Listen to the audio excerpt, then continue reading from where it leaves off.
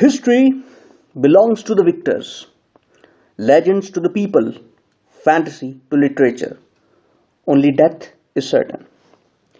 یہ کہنا تھا پیٹر اسٹرہنزے کا. پیٹر جانی یہ بات بڑے وثوق سے تاریخ کے اتار چڑھاؤ اور تغیرات کو مد نظر رکھتے ہوئے کہہ کے مر گیا. یقیناً اگر زندہ رہتا اور وطن عزیز میں ہر گلی کی نکڑ پر کھڑے اچھڑے کے تاریخ دانوں سے ملتا تو اپنے آپ کو چکی کاٹ کے دوبارہ فوت ہو جاتا. ہمارے ہاں اہل دانش کے دو طبقے ہیں.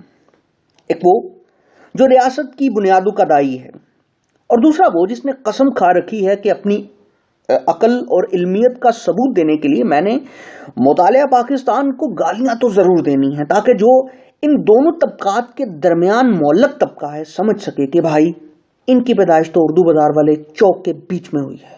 واہ. گزشتہ دنوں اسی طرح کے ایک طبقہ نے راجہ طاہر کی یاد میں اس طرح موم بتی جلائی جیسے محمد بن قاسم نے سندھ میں نہیں ان کے گھر میں قدم رکھا ہو. اب سوال یہ ہے کہ راجہ طاہر کو عظمت و ہمت کی علامت سمجھا جائے یا محمد بن قاسم کو برصغیر کے مسلمانوں کا ہیرو تسلیم کیا جائے. حضور والا جیسا کہ پیٹر جانی نے کہا کہ ہسٹری ہمیشہ فاتح لوگ لکھا کرتے ہیں. اگر اس کا جامع مطلب لیا جائے تو دنیا کی کوئی تاریخ سویلائزیشن اور قومیت ایبسولیوٹ نہیں ہے.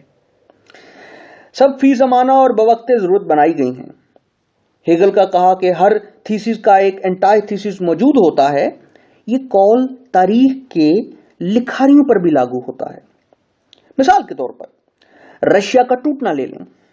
مغرب سمجھتا ہے کہ سوویت یونین اپنے کمیونزم کی وجہ سے ٹوٹا. رشیا مانتا ہے کہ سرمایہ دارانہ نظام یعنی کہ کیپٹلزم اس ساری سازشوں کے پیچھے شامل تھا جس کی وجہ سے رشیا ٹوٹا. اب رشیا کے اندر جو تاریخ پڑھائی جائے گی اس میں نہیں لکھا جائے گا کہ کمیونزم ہی وہ وجہ تھی جس کی وجہ سے یو ایس ایس آر ٹوٹا, اور نہ ہی کسی تاریخ کے رشین ورژن پر تنقید کر کے کول بننے کا موقع دیا جائے گا جیسا کہ پاکستان میں سب کو مل جاتا ہے, کیونکہ رشیا کی بنیادیں کمیونزم پر کھڑی ہیں. مغرب کے لیے اسٹالن لینن بددماغ بادشاہ ہو سکتے ہیں مگر رشیا کے لیے وہ قابل احترام لیڈر تھے, ہیں اور رہیں گے. اسرائیل کی مثال لے لیں. اسرائیل کی بنیادوں میں ہولوکاسٹ کی کہانی ہے. حالانکہ بہت سے انٹائی تھیسز موجود ہیں مگر کوئی بھی ہولوکاسٹ کے سوشل فیکٹ کو جھٹلا نہیں سکتا کیونکہ اسرائیل ملک کی بنیاد کے لیے دیے جانے والے چند دلائل میں ہولوکاسٹ کا ایک بڑا اہم مقام ہے. اسی طرح آپ امریکہ بہادر میں بیٹھ کر سرمایہ دارانہ نظام کے خلاف کھلم کھلا نہ اعلان کر سکتے ہیں نہ جنگ کر سکتے ہیں. انڈیا اپنے آپ کو 5000 سال پرانی سویلائزیشن گردانتا ہے اور سر سے پاؤں تک یہ ثابت کرنے کی کوشش کرتا ہے کہ ان کی تاریخ 5000 سال پرانی ہے.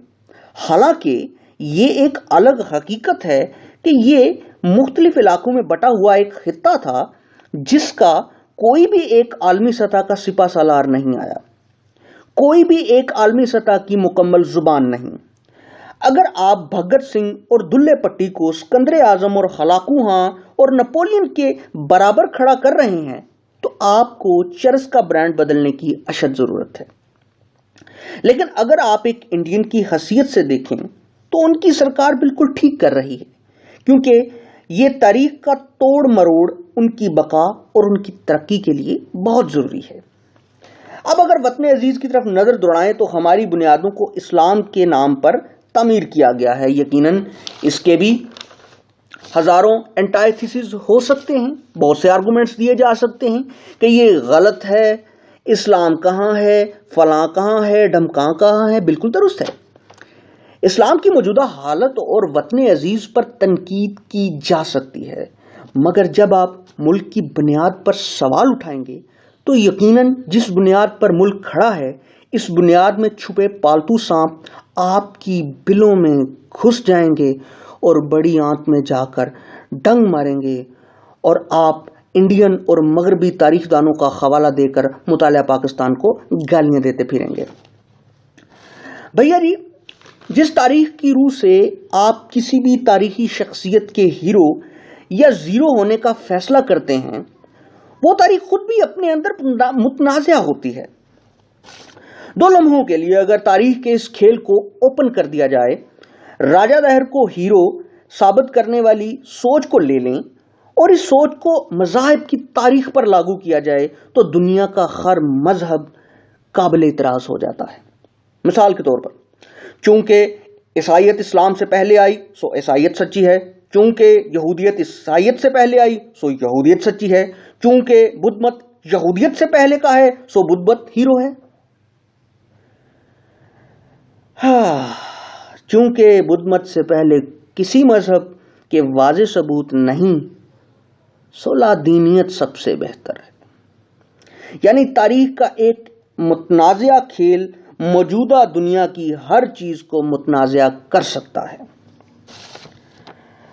ہاں، ہم نے اپنی بقا کے لیے اسلام کا سہارا لیا ہے، محمد بن قاسم کو اس دھرتی کا پہلا ہیرو مانا ہے اور سندھ کو باب اسلام کا درجہ دے دیا ہے۔ یہ تاریخ کی کنسٹرکشن ہمارے بڑھنے اور بقا کے لیے ضروری تھی، سو دو قومی نظریہ کو زندہ رکھنے کے لیے مطالعہ پاکستان کی بنیادی اینٹ لگا دی گئی۔ راجہ دہر کی یاد میں بتی جلانے سے بہتر ہے کہ اس کی یاد کی بتی بنا لی جائے، اور پھر پاکستان زندہ باد۔